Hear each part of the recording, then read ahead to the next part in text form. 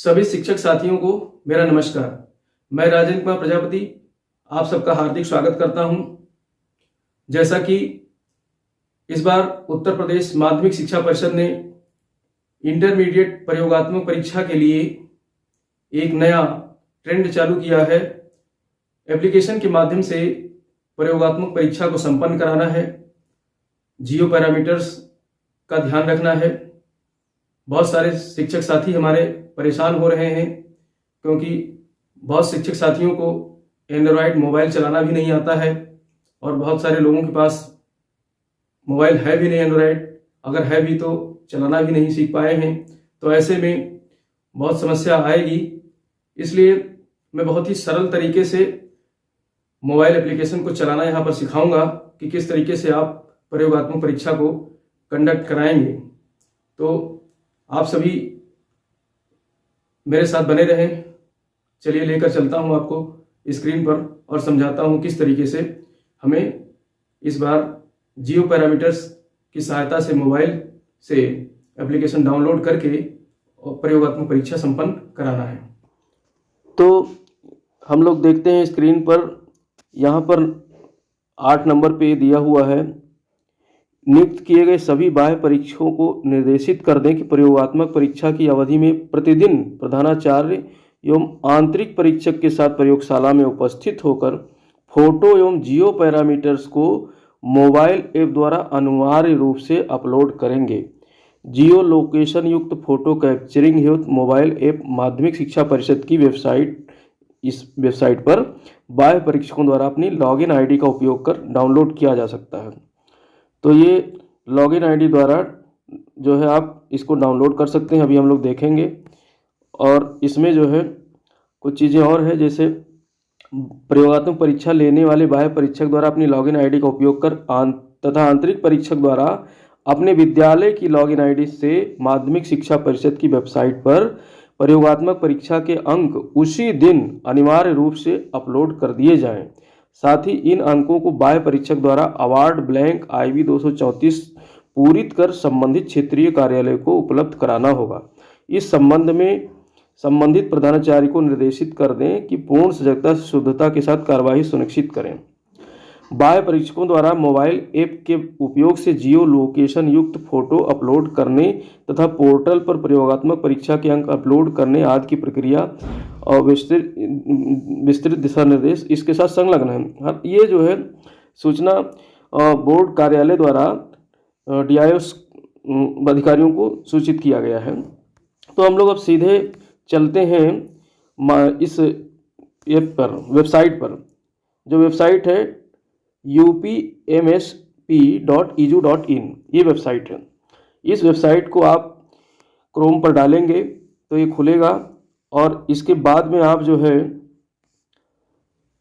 यहाँ पर जो 3 लाइन है इस तरीके से, यहाँ पर आपको जो है ये 3 डॉट दिखाई दे रहे हैं। इन 3 डॉट पे आप क्लिक करेंगे तो आपको कुछ इस तरीके से इंटरफेस खुलकर दिखाई देगा, जिसमें आपको ये वाला इंटरफेस जो है इस पर क्लिक करना है, EX 2025। जब इस पर आप क्लिक करेंगे तो फिर आप जो है सीधे चले जाएंगे ये लॉगिन वाले सेक्शन में। तो यहाँ पर आप लॉगिन करेंगे। जैसा कि अभी हम लोग देखते हैं क्या क्या यूज़र आईडी में क्या डालना है, पासवर्ड क्या डालना है, तो ये हम लोग अभी देखते हैं। देखिए, आपको ये बाह्य परीक्षकों के लिए बताया गया है कि यूज़र आईडी जो है परीक्षक संख्या के अंतिम 8 अंक होंगे। जैसे आप परीक्षक संख्या अगर आपका ये है P फर्स्ट, और 2 चरणों में परीक्षा होती है, तो P फर्स्ट का ये हो गया और P दूसरे चरण में ये होगा, P2 लिखा होगा। तो P1 और P2 से मतलब नहीं है, यहाँ पर मतलब है सिर्फ इन 8 अंकों का। जैसे 15131634 ये परीक्षक संख्या हो गई। तो ये आपका क्या हो गया, यूज़र आईडी। आप अपने लेटर में देख लेना, तो ये यूज़र आईडी हो जाएगी। और आपका पासवर्ड जो है आपकी जन्म तिथि है। जैसे जन्म तिथि आपकी है 26 जनवरी 1990, तो इसमें आपको पूरा लिखना है 26, अगर जनवरी है तो 01, और अगर आपका डेट ऑफ बर्थ 90 है तो 1990। ये आपका क्या हो जाएगा, पासवर्ड हो जाएगा। ठीक है, तो ये डालेंगे तो आपका जो है ये पूरा जो यूज़र आईडी है पासवर्ड डाल करके आप खोल सकते हैं। इसको खोलें उससे पहले हम लोग थोड़ा सा देख लेते हैं इसमें क्या क्या है। जो ये आपका जो मॉड्यूल है ये जो डाउनलोड होगा उसमें 3 चीज़ें अनिवार्य रूप से जो है दिखाई देंगी आपको। पहला है परीक्षा केंद्र पर फोटो व जियो पैरामीटर्स कैप्चर करना है। ये कार्यवाही केवल मोबाइल फ़ोन के प्रयोग से संपादित की जाएगी जिससे जियो लोकेशन को सत्यापित किया जा सके। अर्थात इसमें पैरामीटर दिया गया है कि आप जो है स्कूल के कैंपस में जा करके जब इसे ओपन करेंगे इस एप्लीकेशन को तो वहाँ पर जो है फ़ोटो खींचने का जो है एक ऑप्शन आएगा, तो उससे फ़ोटो खींच करके आप अपने लोकेशन को जो है बता सकते हैं बोर्ड को कि आप वहाँ पहुँच गए हैं। इसलिए ये मॉड्यूल फर्स्ट हो गया। और जो मॉड्यूल सेकंड है इसमें विद्यार्थियों द्वारा प्राप्त अंकों को बोर्ड के पोर्टल पर अपलोड करना होगा।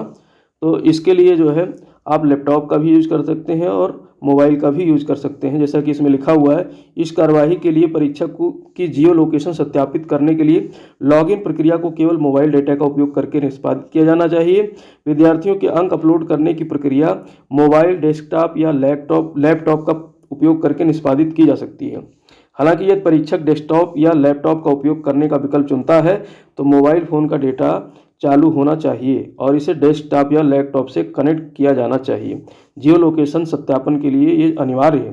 अर्थात मोबाइल ही आपके जियो लोकेशन को बताएगा, तो मोबाइल के डेटा को आप कनेक्ट करेंगे लैपटॉप या डेस्कटॉप से तो फिर ये जो है उससे भी अपलोड हो जाएगा नंबर आपका। और जो तीसरा है ये आप जो है बहुत रेयर केस में इसका यूज होना है। प्रयोगात्मक परीक्षाओं के आयोजन के संबंध में किसी भी ऑब्जर्वेशन या शिकायत को पंजीकृत या अपलोड करना।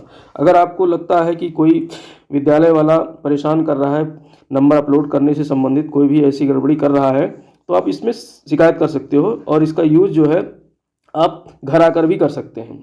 ठीक है, तो ये आपको 2 चीज़ें करनी है मोस्टली जो है इस मॉड्यूल में आपको 2 चीज़ें करनी है। ये आपको फ़ोटो अपलोड करना है और विद्यार्थियों के जो है नंबर अपलोड करने हैं उसी कैंपस में। तो ये कुछ चीज़ें हो गई हैं। अब जैसे इसमें एप्लीकेशन कैसे इंस्टॉल करना है तो इसके बारे में हम बता देते हैं।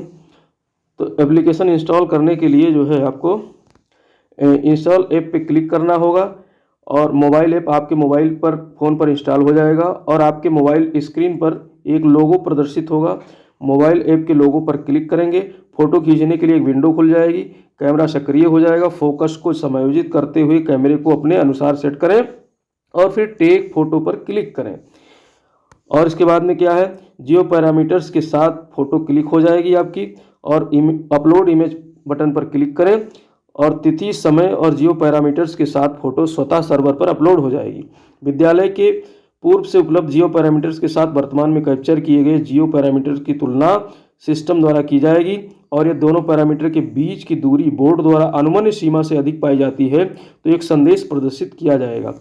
और मतलब बोर्ड ने निर्धारित किया है कि विद्यालय के 200 मीटर के दायरे में ये जियो एप्लीकेशन काम करेगा।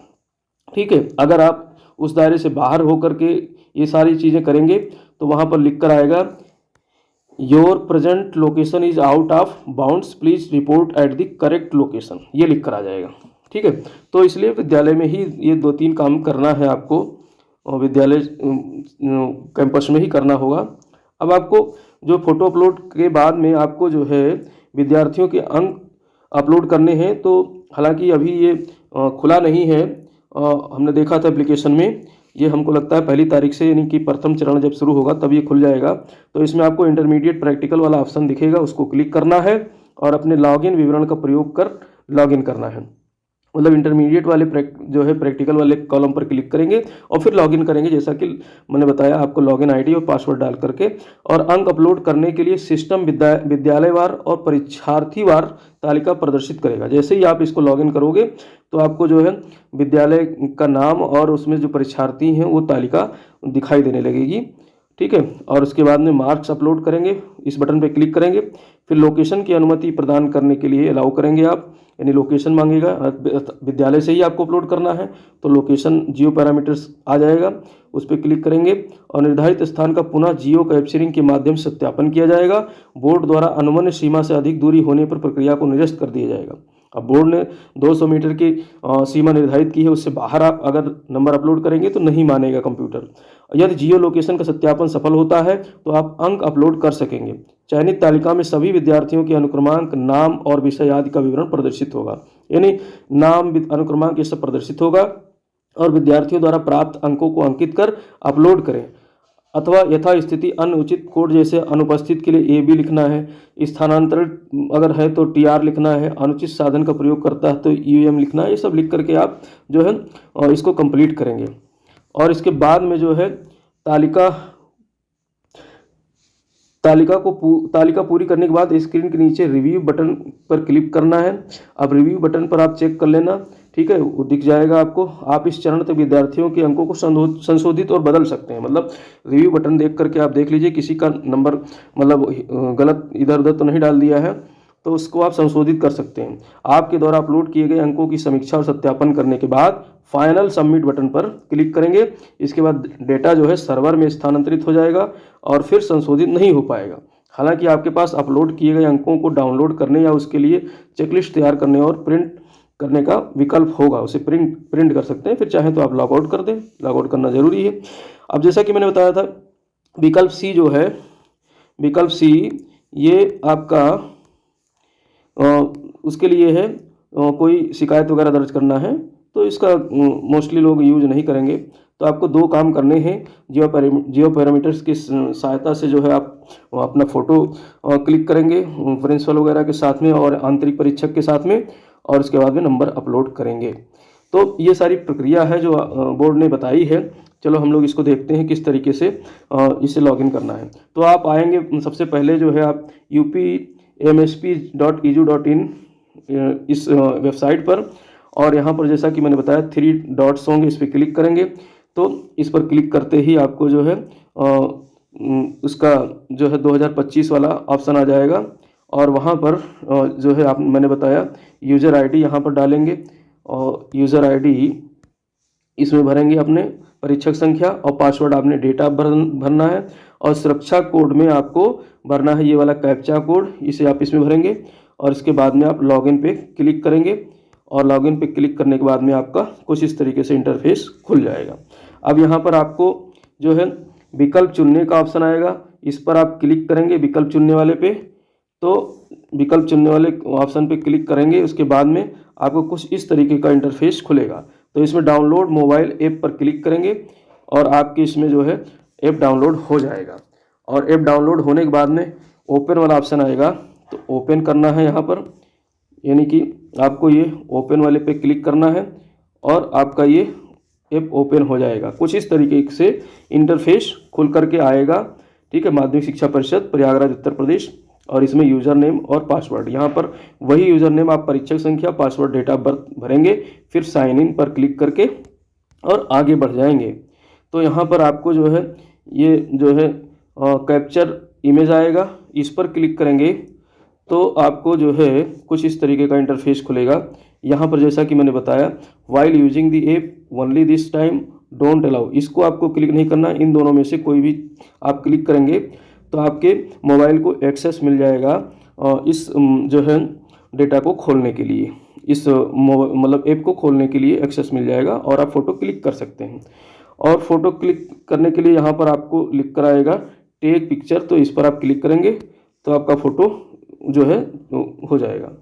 इसी प्रकार से जो है आपको बाद में, हालांकि अभी मैंने देखा था तो जो है एप्लीकेशन में नंबर अपलोड करने का ऑप्शन नहीं दिया हुआ है, और वो खुल जाएगा, आप आसानी से कर सकते हैं। तो ये पूरी तरीके से जो है मैंने बहुत ही सरल तरीके से इसे आपको समझा दिया है। अगर आपको ये इन्फॉर्मेशन मतलब पसंद आई हो और आपको समझ में आया हो तो फिर अपने शिक्षक साथियों को ज़रूर शेयर करें और उन्हें सीखने में आसानी होगी। जय हिंद, जय भारत।